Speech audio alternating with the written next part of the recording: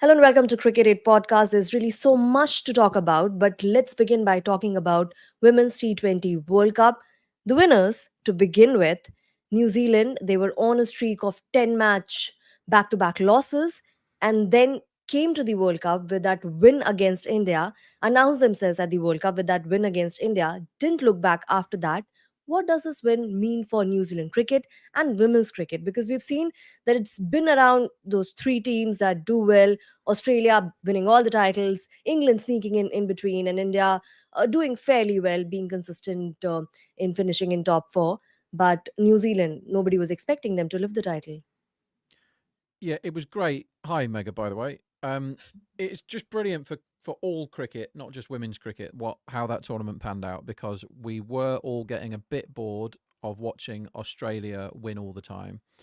And if it wasn't Australia, then maybe it would be England or India, and nobody really gave anybody else a chance. I think when there were three teams left, New Zealand, West Indies, and South Africa, when it comes to betting, I think they were matched at 1,000 to 1, 300 to 1, and 180 to 1 or something. Those three teams, like they couldn't win it, and they just proved that they could. I think New Zealand did a lot of things very well tactically. They surprised teams, but the final was a good example of that, where they just came out and went, right, we've got here. Nobody expected us to do anything. We lost every game for 3 months before the World Cup. No one's expecting anything of us. We've got here playing attacking cricket. Everybody, don't die wondering. Don't leave anything out there. We're going to attack from ball one. And what did they get? 160 or something when they were expected to get about 120. They just gunned it. And from the very start, I was like, I really hope New Zealand win this because they're really attacking, trying to win. They're not being nervous here or anything. They were tremendous and good on them. They defended about 130 against West Indies, who couldn't quite get the Dossin and Taylor and the really experienced guys to roll back the years just one more time. It was a really disappointing tournament. The first 2/3 of it, if we're honest, the massive outfields and boundary ropes being way back didn't help with that. There were lots of kind of 110 scores that were defended easily or chased easy. It doesn't make for a very good tournament, that. But when it got down to the semis and the final, it was fantastic. And the fact that New Zealand won it, there's always going to be question marks about how good South Africa are when they Mm. get to that last hurdle. It feels a bit like the women. I mean, they went odds on in that final when they were 50 for none in the seventh, chasing 158. They should have won from that position, but there's something about South Africa, isn't there? Um, Mm. but it's great for New Zealand. It's great for the country. It's great for cricket, and the fact that it wasn't just us watching Australia winning really easily again was really good.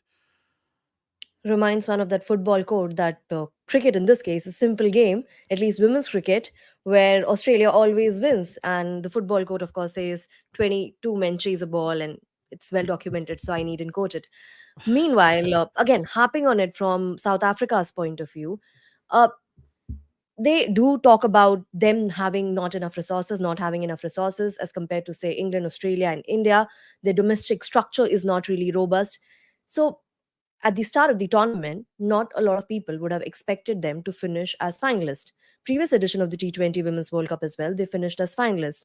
So it's a very difficult task judging whether they lived up to the billing or whether it's enough for them because considering South Africa and its history of heartbreaks when it comes to cricket world events, how do you kind of look at it? Because they made it to the finals, which is great, and it's tremendous. They were in a group which also had England, but they didn't win it. And it's like what the men's team did, made it to the finals, didn't win it, and it's like what they themselves did last year.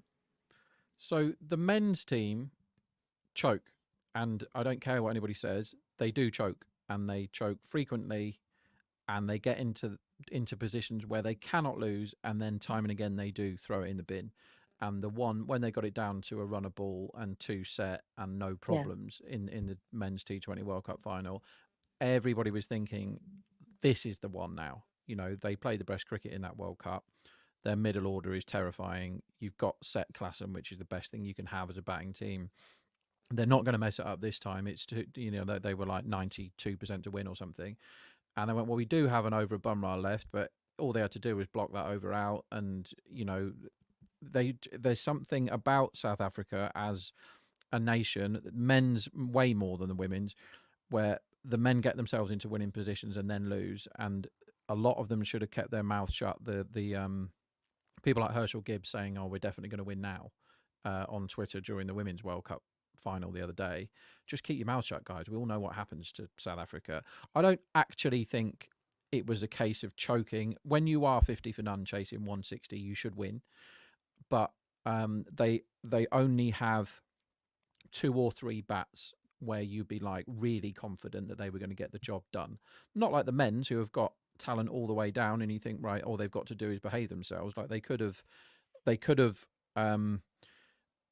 realistically lost that game. It was hard for anyone to score at a strike rate of over 100, and when Wolvart went, it looked like they were going to struggle, and they got nowhere near it in the end.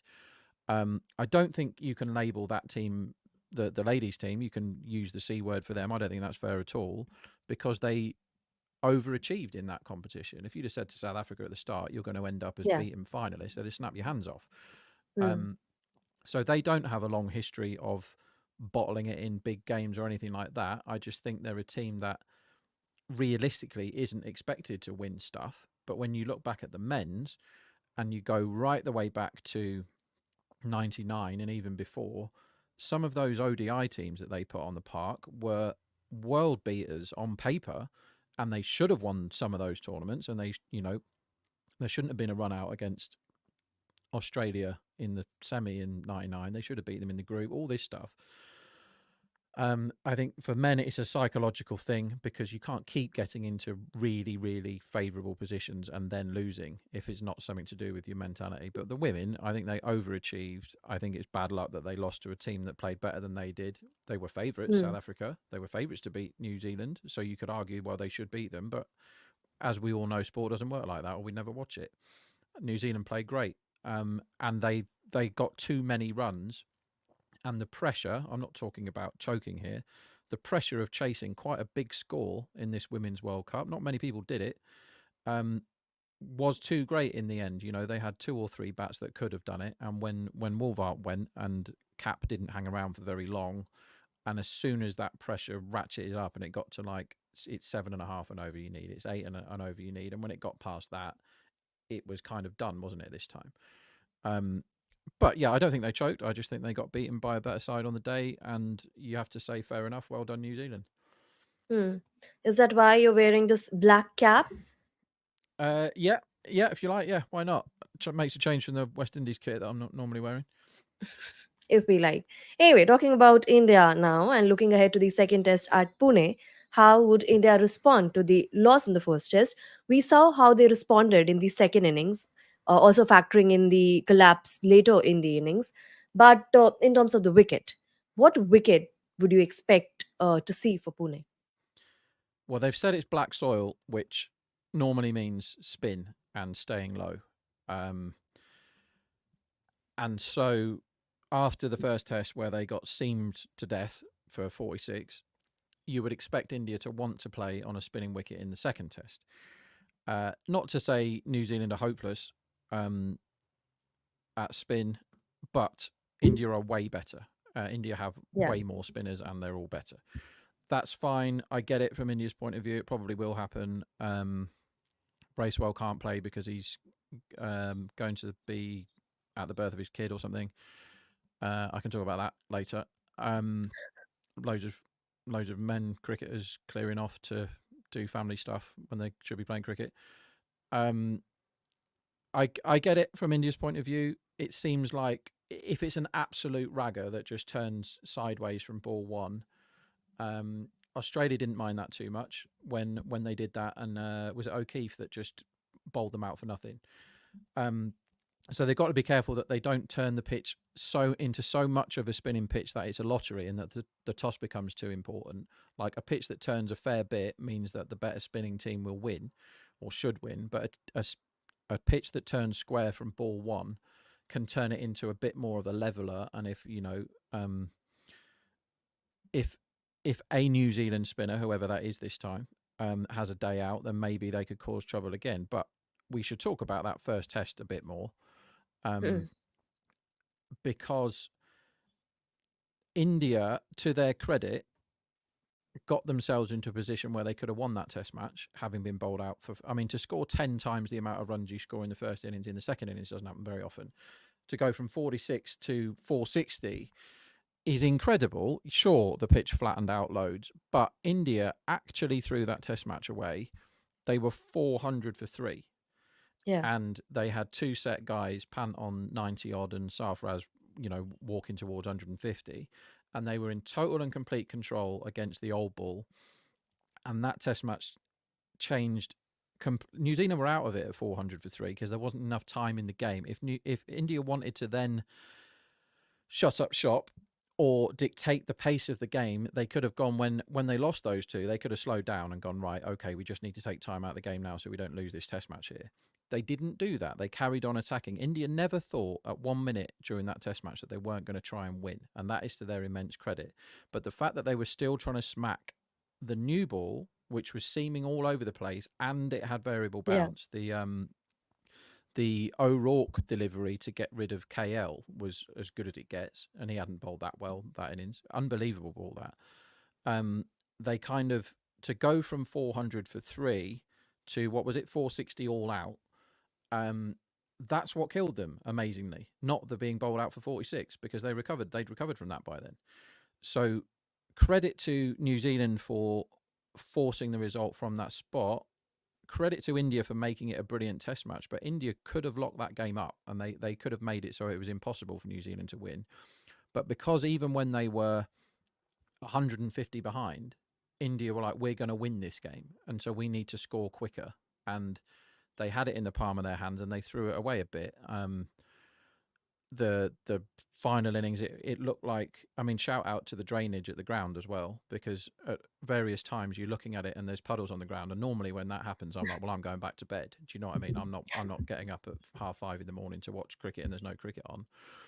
And you see puddles on the floor in some grounds, and you're like, we won't be getting any more cricket today, or certainly we won't be for another 4 hours.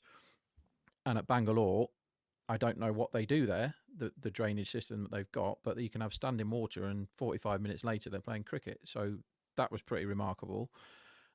I think, to answer your question about the pitch, I think India need to be careful that they don't overdo it, because Pakistan had to overdo it because Yeah. England Things battered them weren't on going in a, their on a favor. flat one. But India are a lot better in India than New Zealand are. They already have conditions in their favour. They're already better at cricket. So Pakistan didn't have that against England. So Pakistan rolling the dice like they did and just keeping the same deck. And you need to win the toss for that to happen, for it to be easy for you to win. That is totally the right thing to do from Pakistan, because they're big outsiders to win that test match, yeah? Whereas India are still big favourites to win this. So what you don't want to do is create a lottery pitch that turns sideways, grubs along the floor, the odd one spits like a cobra, because then either side could be on the wrong end of the toss, have to bat last and fall apart or whatever. So they shouldn't do that. Let's see. I mean, you can read lots of reports or lots of predictions about how pitches are going to play, and none of us know Yeah.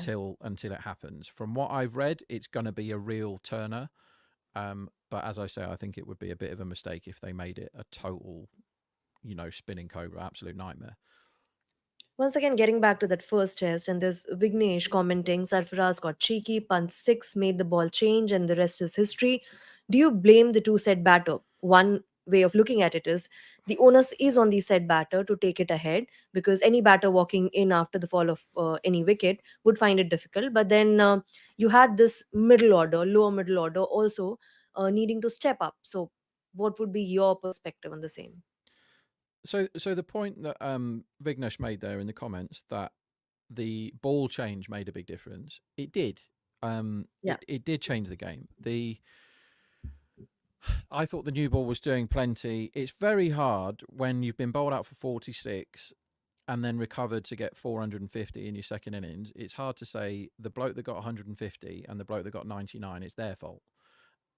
I get that point, but really, they wouldn't have had a test match, a competitive test match, without those two guys. Exactly. Without that approach, right? Yeah, and Sarfaraz played fantastically well. Um, to get 150, um, while his wife is giving birth and all that, um, maiden century, he looked in total control. He's really good at playing the ball very, very late, particularly against the spinners. You think it's just about to bowl him, and then he cuts it away for four. Like Yeah, he's a late good cuts. Yeah. watch. And Pant is Pant, right? You're never going to stop Pant from being Pant. And 99 is like his favourite score, isn't it? Like that's the type of innings that you're going to get from Rishabh Pant. But not many people will forget that six. Where he's hit the pacer 115 meters or whatever it was. It's just absolutely mental. Like when he hits the ball, Pant, he throws every fiber of his being into the shot. Like he properly goes at it, and it's a great watch. And what if you don't want him to? If you don't want to see that, then you can call him out for getting out on 99. But he didn't get out on 99 playing a stupid shot. He got a good ball that kind of bamboozled him a bit and cleaned him up. I mean, that could have happened to anybody. The fact that he got 99 and changed the game in that partnership with Sarfaraz first is what I'd rather concentrate on than him getting out. You can argue that when the first one of them has got out, that then it The other one, yeah. more pressure goes on to Pant. You go, right, you've lost Sarfaraz now. He's got 150. The only way we lose this test match now is if you get out. But you try telling Rishabh Pant to shut up shop, because he's not that batsman. He's not that guy, right? He's not going to sit there and block for an hour, because his brain doesn't allow him to do that. And if you clip his wings like that, then you lose the brilliance of him as a cricketer. So that's not his job, Rishabh Pant. He more than did his job getting 100 off, or 99 off 105 balls, or whatever it was. KL was on a hide into nothing there. I said to somebody at the time, like, unless KL gets 50 off 25 here, he's going to get panned whatever he does. If he blocks it, they're going to say he's taking too much time out of the game. If he gets out now, everybody be on his case again, saying he should be dropped. And he got an absolute snorter to get rid of him. And I think that was a really hard time for him to come in. That ball was doing plenty. It was unlucky. It was a kind of tortured half an hour for him, but then you've always got to get past Jadeja and Ashwin when you're playing against India. We spoke about that Yeah. before the game. And you think if those guys, one of them can get a 50, which seems to happen a lot when they need them to, if one of them can get a 50, then they've kind of locked New Zealand out of the game. But the tail did nothing, did it? No one got any runs after the two guys that had been batting for a day got out. That was it. No one contributed anything. And when you have a collapse from 400 for 3 to 460 all out, they were 50 runs shy of making New Zealand worry about that fourth innings. And New Zealand batted like they weren't worried about chasing what they were chasing. And if they'd have been chasing another 50, Yeah. then time would have come into it, because there was always the threat of rain.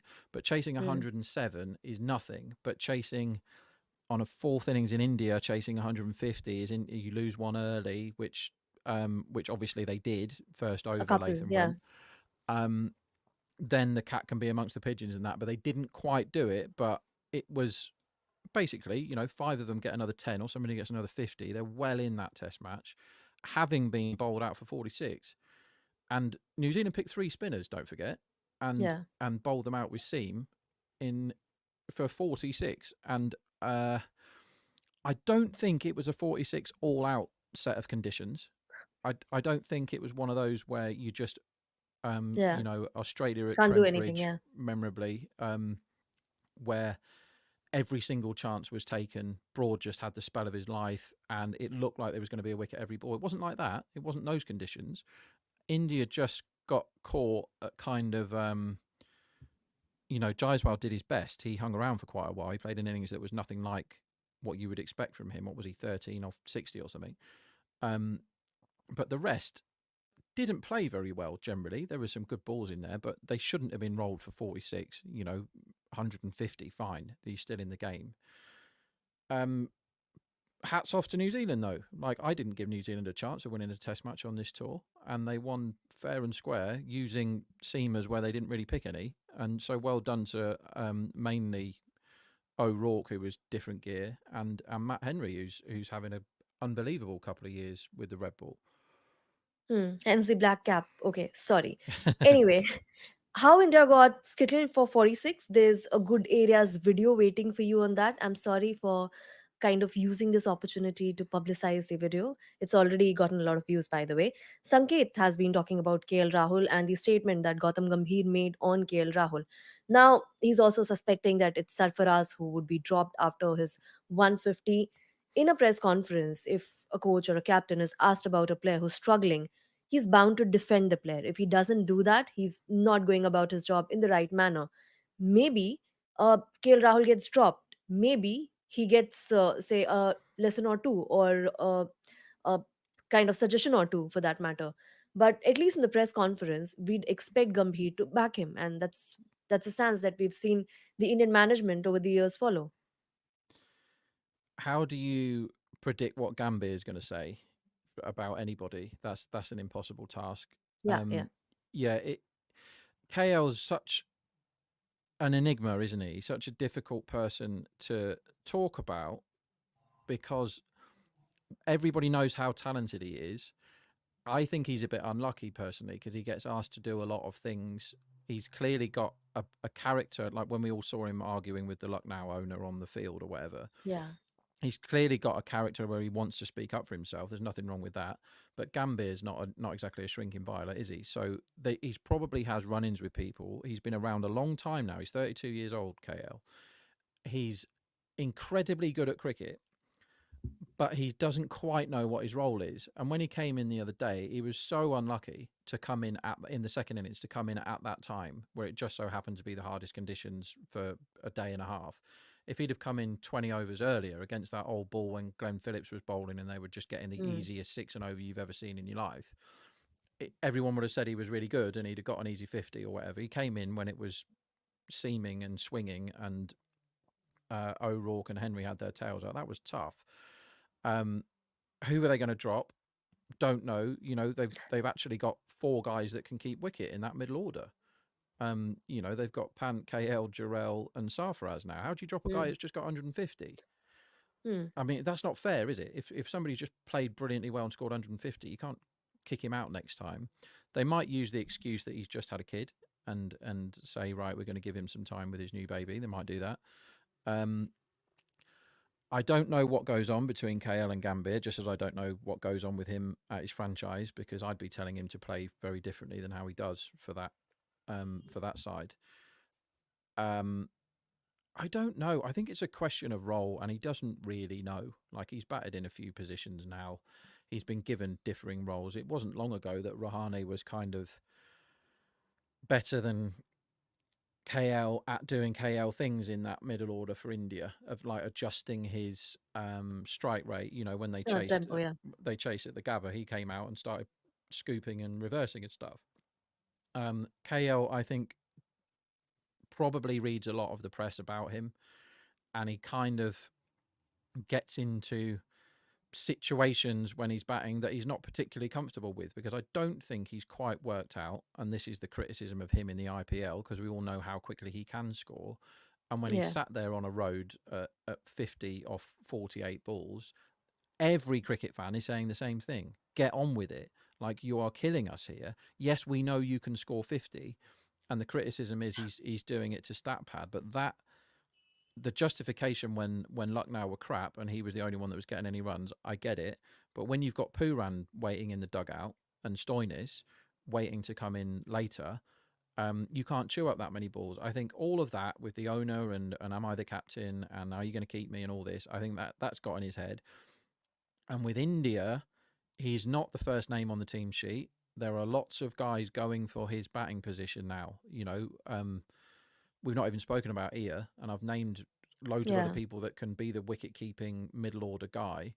He's under it now because he's 32, and Pant's not going to leave the team, so he is in a group of six people playing for two spots, basically KL, and he gets into arguments with people, and he's 32, so it's going to be difficult for him. He needs a big innings somewhere, like a really important 100 somewhere, to just get his place back, and I think we'll see the best of him again. But maybe time's running out. Um, Hmm. although he's 32, he's not 35. You know, what's Ashwin? 38 and Jadeja's Is he 35 or something. 36? Is Who's that? Ashwin Ashwin. 36? Yeah. Ashwin's 38, and I think Jadeja's Jadeja would be 35 or 30. 36. Yeah. Yeah. Um, but I would like to see KL come again because I know how good he is and how good he could be. But we come back to this a lot. Most times we speak, Meg. It's like how good are India and how many the strength in depth of them compared to everybody else is a joke. Yet it shows how well New Zealand have done to go and win a Test match over there at the Hmm. first time of asking. Particularly as When it their comes last to, tour basically got rained off. Sorry.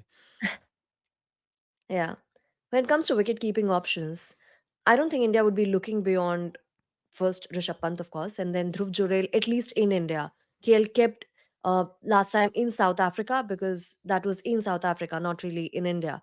But in any case, let's turn our attention to another comment, and this is around Ravichandran Ashwin. We were just talking about his age. TSC photography lover says why Ashwin was not given the ball during the second innings, just 2 overs to him. And if Jadeja can do, Ashwin can as well. Also, Glenn Phillips did bowl. So why was Ashwin not given the ball? And then there is Washington Sundar as well. He's now a part of the squad.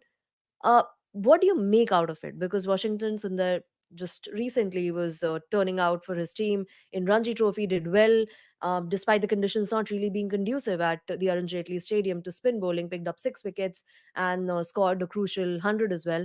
Do you see him being inducted into the 11, getting a place in the 11? And if it so happens, how what does the 11 look like? Because otherwise, for him who's busy with the Ranji Trophy, to pluck him out uh, of his state squad and to include him in the squad for the Indian team, it wouldn't make much lot of a sense. No, I think um, Washington's resurgence recently with the bat is a big thing for the Indian selectors because they want him to be. I know he's offies and Jadeja is so slow left arm, but I think he's kind of the. It might not make sense, but he's kind of the guy that they want to replace Jadeja, although he might be the like for like to replace Ashwin. Ashwin's 30. What did I say he was? 38. 38. He's knocking on a bit now. Washington is only 25 and he's been around quite a while. He's got loads of IPL experience. He's got plenty of Indian experience. He's clearly very good with the bat now. His bowling needs to come on a bit, but he bowls the same sort of style of Jadeja, as in he bowls wicket to wicket, doesn't turn it that much, tries to keep the runs down, but with an action of Ashwin, yet he doesn't have the bag of tricks or the thinking that Ashwin's got. Right, he's not a great cricketer. He could be one. He's a good cricketer now. India want to get him very much in the setup because those two aren't going to be around forever. Even though in tests, Makes I sense, would yeah. say um, it looks like Jadeja's powers are waning a bit quicker than Ashwin's are, I would say. I don't think Okay. Jadeja's the bowler he was 3 years ago. They're looking for there's two of the best all rounders in cricket history. That's not overstating it. Ashwin and Jadeja are unbelievably good at cricket. Ashwin's test match numbers of how many times he wins player of the series at home, it's like 1 in 3 or something. He's a complete gun. And India know that time marches on and it's not too long before they're not going to have either of those people. Look at what England are having to do now without Broad and Anderson. Um, New Zealand will be similar soon without Bolt and Southey. It comes like that when you've got two guys that are brilliant, but they're not just two great bowlers. Those two guys, they're two great all rounders, and that's a huge hole that is going to be left in the India side. So they need Washington to step up. So yeah, of course they're going to bring him into squads. And when he got 100 the other day, he's knocking on the door. Can they play all three and balance the side? Not for me. I don't think so. Um, but the fact that he's around the setup and they could say, right, we're resting one of them, we're resting Jadeja or whatever, fine. There is you can play two offies or he can just swap for Ashwin. But they're 1-0 down and they want to be winning this. They want to be Yeah. World Test Championships, World Test champions, don't they, India? What Hmm. do you want to see, Megha, from an Indian point of view? For it to not look like a knee jerk reaction, whatever they Well, no, do. what do you want? Who are you picking? Why did you have to put me in a spot? I was just turning my attention to the other question. Well, I would expect the status quo to continue. as far as spinners is concerned. At the moment, I don't see any reason for Washington replacing Ashwin, and I don't think Jadeja would be rested for this one, simply because of the number of left-handers that New Zealand already have. So it does get pretty tricky. And then there was a question on from Sportsman on Bumrah's workload management. That again makes it slightly complicated, because for the Border Gavaskar Trophy as well, you'd want him to be fresh. But having India having lost the first test, they cannot rest Bumrah just yet, considering the impact that he has had. In fact, in the second innings as well, that spell of his, he did look brutal and lethal. So I do not expect a whole lot to change. Gill, from what we've heard thus far, is looking fine. He would come back. Who makes way for him? That's going to be an interesting question. If Rishabh Pant is absolutely fit and fine, but in the training session, it was Dhruv Jurel who did the wicket keeping drills before Pant. So if we are to read anything from there, if Pant is not 100%, India need to manage him well, because it is the knees, and he underwent knee surgery after that car crash. So he needs to be taken care of. Dhruv Jurel coming in place of Pant, if Pant is not 100% fit, that makes sense for me. But as far as spinners are concerned, I don't see any change at the moment. What do you think, Rob, Yeah, on that topic? I think you're probably right. To answer the guy's question about why Ashwin didn't bowl, you've got Bumrah in your side and you're defending 100, so you Yeah. know where you're going. You know that's it. They just didn't have enough time for him to get into his work. Really, like he's not somebody that's going to rip somebody out. We saw how much that new ball did for New Zealand's pacers. Their pacers caused all the threat, and their spinners offered virtually nothing for like a whole day on that pitch. So you're not going to go spin there. India did the right thing going with Bumrah. I don't think Siraj was great in that second innings, but I think it was fine. You know, he only bowled a couple. Maybe they shouldn't have gone cool deep, but by the time they went cool deep, they were rolling the dice anyway. So I think that was fine. Yeah, I think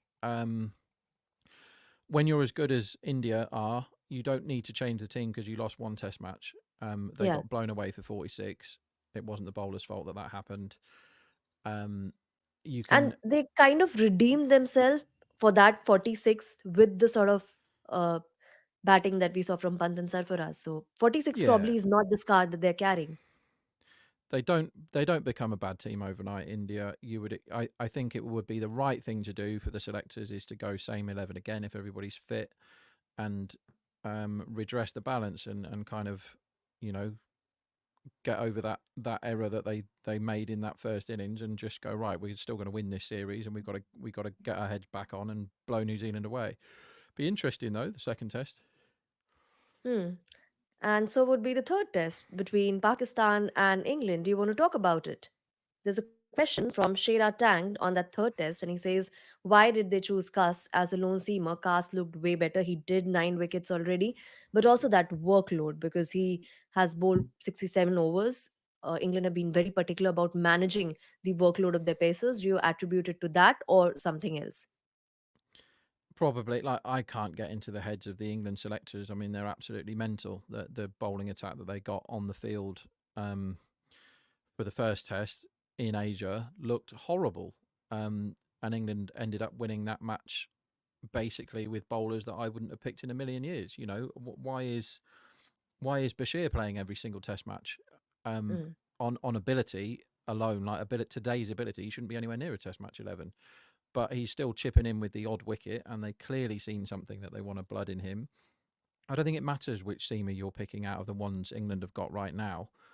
Um, Atkinson could say to anybody like me that is wants to dig him out about how good he is, he'll just point to his numbers and he's like, well, I might be the best cricketer of all time, so give me a chance. Like he was on, and he got In 100 at Pakistan. Lords. Um, why is he doing it in Pakistan? I don't know. I don't know why England are picking the team they're picking. I don't know what happened um, in the first test. I still don't understand that test match. The second test is much more understandable. England played on a wicket that was turning and they weren't very good. And that's for two reasons. They don't have any good spinners and they're not very good at playing against spin. So Hmm. Sajid Khan, it was surprising how good he was with his, what did he get, 9? Um, England just got, they collapsed against spin, which can happen. Stokes played an utterly ludicrous shot, which was really funny, and pretended that it was somebody else's fault, that his bat was halfway to the moon, whilst he was walking off. One of the great cricket photos, that, by the way, the one where the bat is like over there and all the cricket is over here. Um, yeah, England got spun out. Ben Duckett's really, really good, but it does show again that when route fails, no one stands up, do they? If it's turning, Stokes' record in Asia is horrible with the bat. Hmm. Um, he doesn't look like the guy at all when it's properly spinning. Um, and then we see at Rawalpindi, which traditionally Rawalpindi is roadie, roadie, roadie, isn't it? Rawalpindi. And Yeah. now we all we see is pictures of them trying to dry it as much as they can, and like people running around at night with rakes and, and stuff to try and turn it into a spinning wicket. That's all fine and well, right? If you want to do that, and I've had mates saying that's a bit unfair that Pakistan created that pitch for the second test. Like, no, it isn't. You're playing at home. Yeah. You should always have conditions in your favour when you're at home if you can. And if the opposition are rubbish against spin, then you should try and make the pitch spin. It's really simple that. You don't want to play England on a road. See first test match where they scored 800 declared. So you can't play England on a road. You should try and create spinning pitches. They couldn't do it in the first test because the pitch was too good. So they just left it there and played on it again in the second test. I love that from Pakistan. They needed to win the toss. They did. They picked loads of spinners. It worked. Like, good on Pakistan. You know, we were all saying Pakistan have just dropped their three best players. What the hell are they doing? Yeah. And then they won the test match. That's as Pakistan as you're ever going to get. What happened there? And won the Now first in we, 3 years yeah. too. Now we go again, and it's like, well, it's at Rawalpindi. What are we going to do? And what we're hearing, again, you hear lots of things about cricket pitches, and half of them never happen. But what we're hearing is they're doing their absolute best to turn it into another spinning wicket. Hmm. Now, I've watched lots of cricket at Rawalpindi, and sometimes the ball doesn't deviate for a whole day, and you're just like, who can withstand the heat better? And, Yeah. Pakistan need to know that if it's that pitch, 500 isn't good enough in the first innings. If it's one of those pitches again, you've got to keep going. And when you've got to 100, you can't wave your bat around and then nick off. You've got to keep going and going and going. And I don't think England's attack is very good. I maintain that. And if Pakistan apply themselves, which is a massive if, they could beat England again. I don't see how Pakistan beat England if it is a road. I don't see how that happens. But it's hard to see England winning on a spinny deck as well. So it's tricky. I don't know. It's really intriguing. But one thing I do want to say is that Test match cricket is in great health. The actual product. Some of the games we've been watching in the last month. Let's not forget Bangladesh went and won away, and Yeah. Pakistan battered them. Pakistan get absolutely massacred after scoring 550.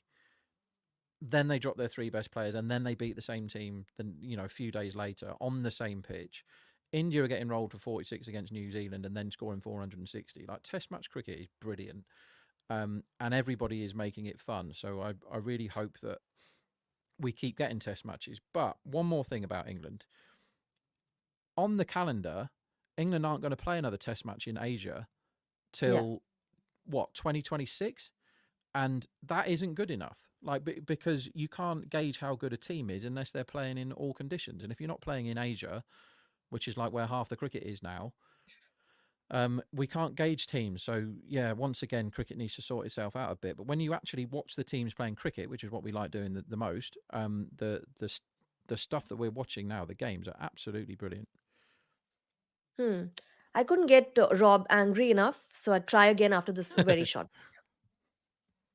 If you come to cricket8.com, you will find 8,000 live scorecards a year with visual representations of who is actually winning the game. Plus, we have live footage from some matches as well. Not to mention information on what the markets are doing. There is no place to follow this game live like cricket8.com. Sniper has got a comment and he says Pakistan cricket and Trump's Hindi is the same. Nobody understands. Well, what was that? But in any case, if we talk about that first test against Bangladesh and then that first test against England, there were a lot of similarities. Pakistan posted a big score. There was a bit of optimism around it. In fact, against Bangladesh, they even declared in the first innings. And then things went awry. They tried different things. They tried roads at the same time, also addressing the press conferences, saying that they'd want seaming pitches. Naseem as well highlighting that eventually what worked for them was a spin friendly track, and that's what they're trying in Rawalpindi as well. We saw the Rawalpindi test last time around between these two sides, where England scored more than 600. Now, that's probably not an approach that they can risk this time around. There were a lot of questions on Harry Brook. For a lot of people, he potentially is the part, could be a part rather, of the best four going ahead.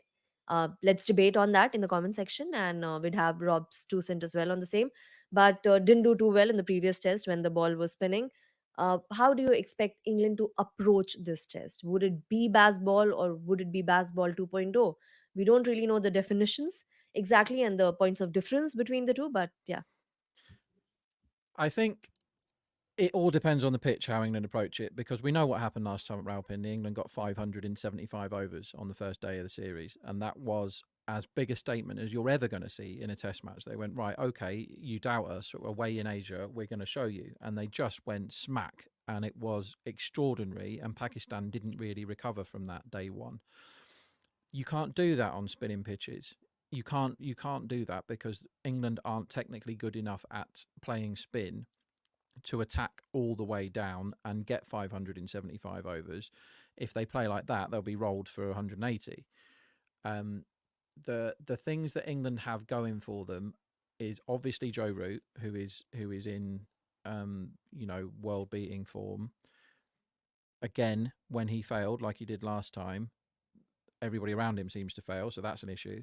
Yeah. But people aren't talking about Ben Duckett enough, because he has been absolutely superb for quite a long time now, and he is racking up the scores on a consistent basis. And with his 3 different sweep shots that he's got, maybe even more than that, but his 3 that he gets out all the time, he's just got his broom out and is sweeping Pakistan into the dust. Like, time and time again, Ben Duckett is doing brilliantly. And I remember the tour of Bangladesh when he first played for England in the Test, however many years ago, 6 years ago, um, where he was getting bowled an awful lot by balls that were turning a little bit off the straight, and he looked like we were never going to see him again. He got 150, I think, and all the rest failed. And now he's arguably England's best player of spin. After Root, it's Duckett who's the next best at it, and he's doing great. And so he's the guy that can stop England from starting terribly against spin and then having to be bailed out by Root. So a lot of Root's success, no one's mentioned this, is down to the fact that Duckett is Hmm. giving him some Good platforms. stats, yeah. So Root can come in and just bat. That's all he has to do.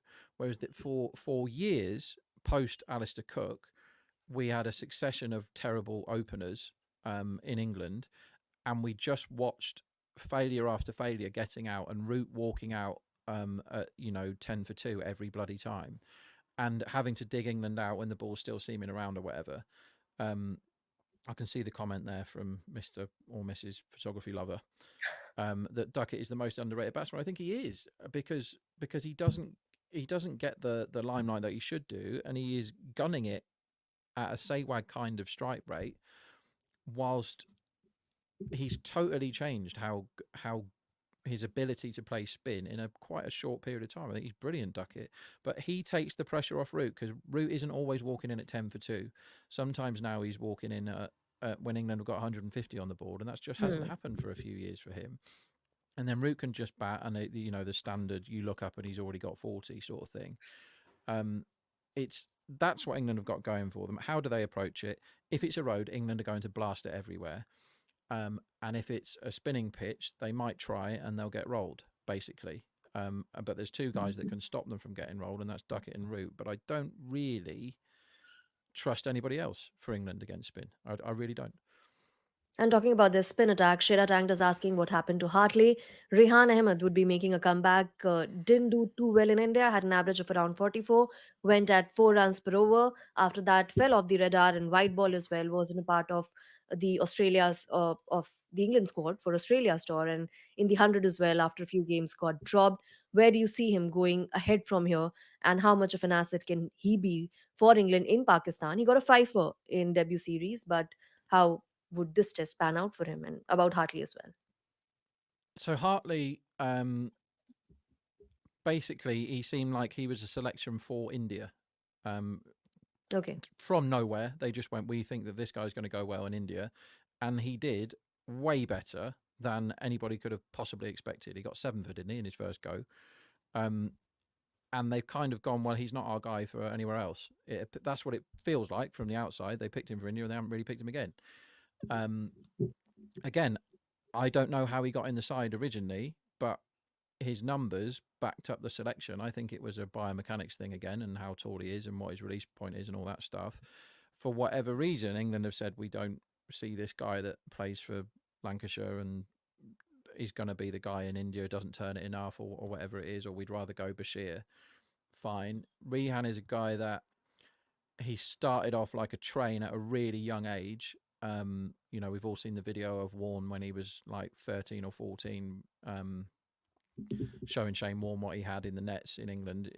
And he became a very good cricketer aged 16 or 17, Rehan. And then what happens to a lot of kids when they're exposed to the highest level like that, he went off a bit. He tailed off and didn't manage to maintain that sort of form under the biggest scrutiny. And he got his slope downwards was quite fast and quite hard for him. I don't think his cricket numbers suggest that he should be right back playing test matches, but England don't pick spinners based on numbers anymore. And to Yeah. be fair, they don't have many spinners that are putting up good numbers anyway. So you've got to pick them for something. And if you're picking a young guy who has shown that he's got loads of talent, which is definitely true for Rehan, that's absolutely fine. He can bat as well. He just won some six-hitting competition that they all had, the England team. Rehan won it, apparently. I want to see him do well because I don't think that Jack Leach is the guy for long term. I don't think we're going to be talking about him in 20 years' time. I don't think Bashir is showing me anything yet. I know that England see something in him and they're more qualified than I am at picking these things out, but I don't see it with Bashir yet. But I have seen loads in Rehan to suggest that he might be amazing. And so The when Nighthawk. you're young, can you talk? Yeah, I think that's fair. The Nighthawk. Oh, I thought you said, can The I Nighthawk. talk? Oh, no. But he can Rehan bat, the Nighthawk. right? He can whack Yeah. it. Yeah. He hasn't worked out how to play sensible cricket yet, but that's not what England are about anyway. England don't do anything sensibly. I'm all for Rehan being selected for England. He could be great at cricket. He isn't right now because he's a really young guy that got thrown in at the deep end and asked to perform at the highest level straight away. And go and look at leggies in the history of the game. No one's ever done it, right? It's impossible. You need to learn your craft if you're bowling that sort of stuff that he bowls, and to learn it under the highest possible scrutiny, playing in test matches and playing in ODIs and stuff, is really difficult. And he hasn't cracked it yet, but he can bowl great balls. And I don't think Leach can, and I don't think Bashir can right now. So yeah, give him a go. Hopefully he does something. There's lots to like about him. He's got a little brother coming up behind him who Yeah. is he's going to play for England Farhan? at some point as well. That's it, Farhan. Yeah, he's going to play for England at some point as well. So I'm hoping that he goes great. I don't know how he's going to go because he's still a young kid who is erratic, I think it'd be fair to say. But he's got a higher ceiling than the other spinners in the England camp. Rob, how much time do you have at your disposal at the moment I think I've for got us? about 5 minutes until my my phone is going to ring. But All right. So let's put it on silent. Anyway, so you made a point, and hello. in passing, you referred to it. Hi, can't hear you. Network issues. You referred to something in passing about cricketers taking leaves for the birth of their child. Can you elaborate on that? What's your stance on the same? Yeah, nobody, no professional athlete should get married or have children before they finish their career. It's absolute Okay. madness. You've Okay. got plenty of time for that when you finished. But people buggering off in the middle of test series, like at the moment, we've got in all these series, there's somebody that can't play because they've got to look after a baby or go and see a baby, right? Jamie Smith has only just got in the England team and has had a really good start, and he's clearing off when he's just got in the team, right? If Joe Root wants to miss a test match to have another kid, you kind of get it. Like, he's still going to be all right when he comes back. But when you've just got into a test match team But the and you're child clearing, wasn't planned. I mean, it was planned well before his debut. Right. So yeah, stop getting married. Don't get married until you've retired is the answer, and definitely don't have children until you've retired, because you can't spend any time with them because you're traveling around the world all the time, and you might have to miss test matches to go and watch them get born. And trust me, that is not a great day for any man. That day, it's nice to be there and all that, but it's people that think it's the best day of your life can't remember most of the day. I'll tell you that much. So yeah, professional athletes should not be buggering off to deal with looking after small children when they I should be need your playing wife's cricket. number. I was there, and Meanwhile, I'm still getting bloody therapy. Um, yeah, no, I don't get it. I don't get it. They spend all their time away. It's You only get a finite amount of time to play test matches, and I do understand it for older guys that have got families. Joking aside, of course you want to be there at these things. Of course you want to support your wife, all that stuff.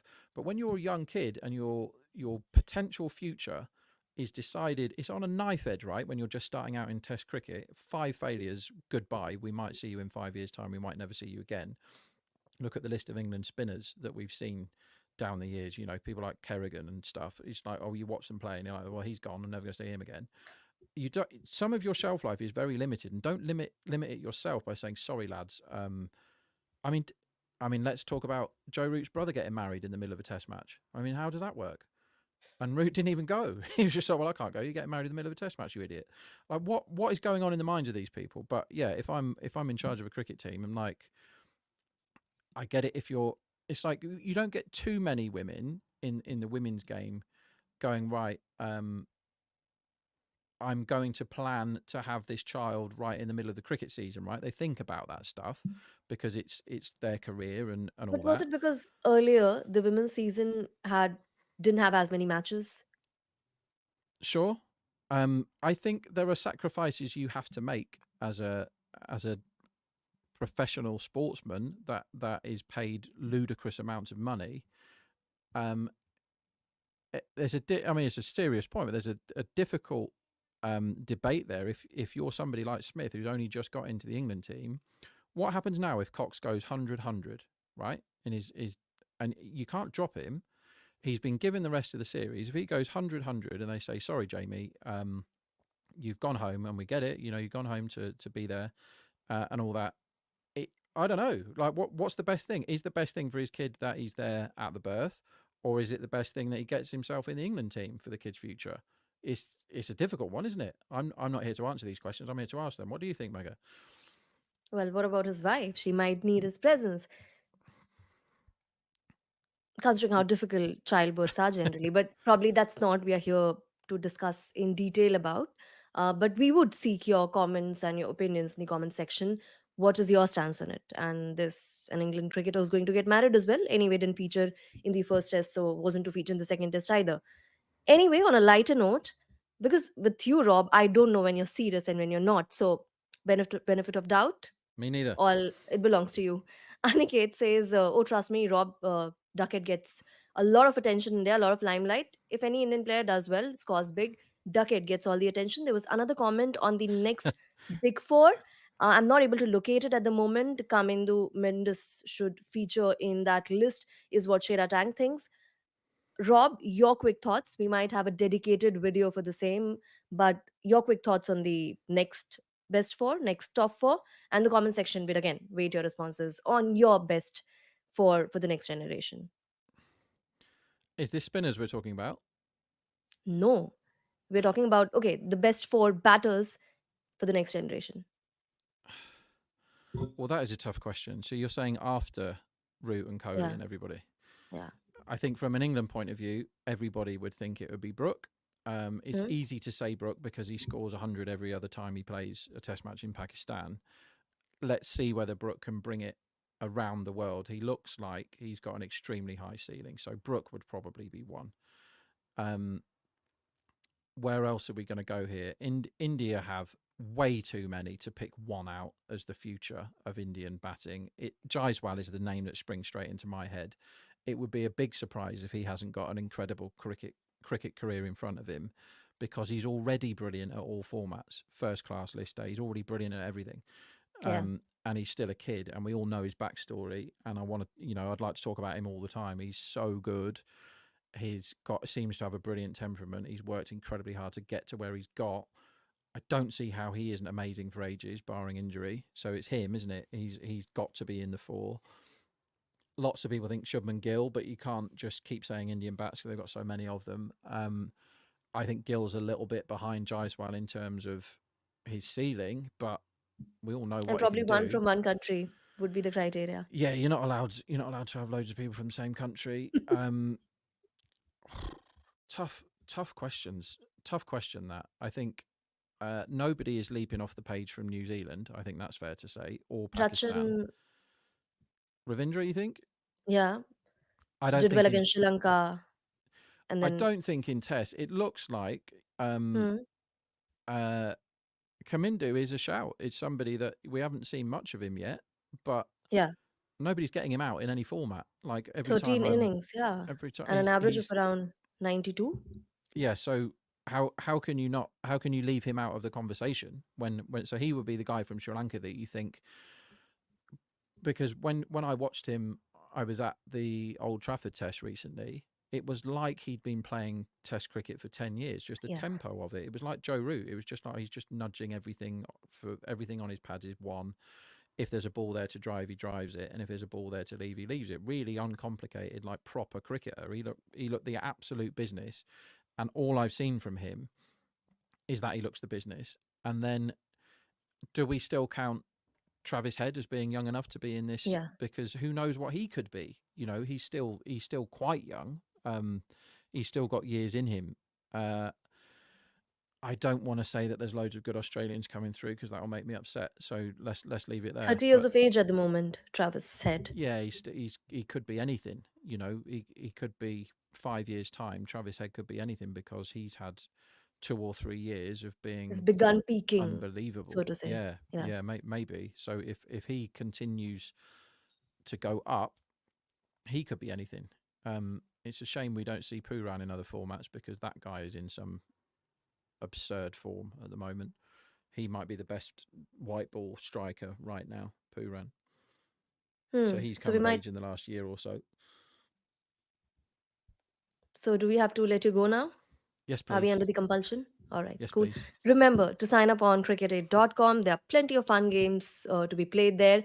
And of course, to remember to follow our podcast, follow us across our social media platforms so that you do not miss any of our updates. There were 2 questions that I asked during the course of the podcast. We'd await the responses in the comment section. Thank you so much, Rob. Thank you, everyone, for watching. It's Thank goodbye. you. Remember to support us by subscribing and sharing, but also signing up at Cricket8.com, where live scorecards cover 8,000 matches a year with advanced visual details that tell you who is actually in front in the game.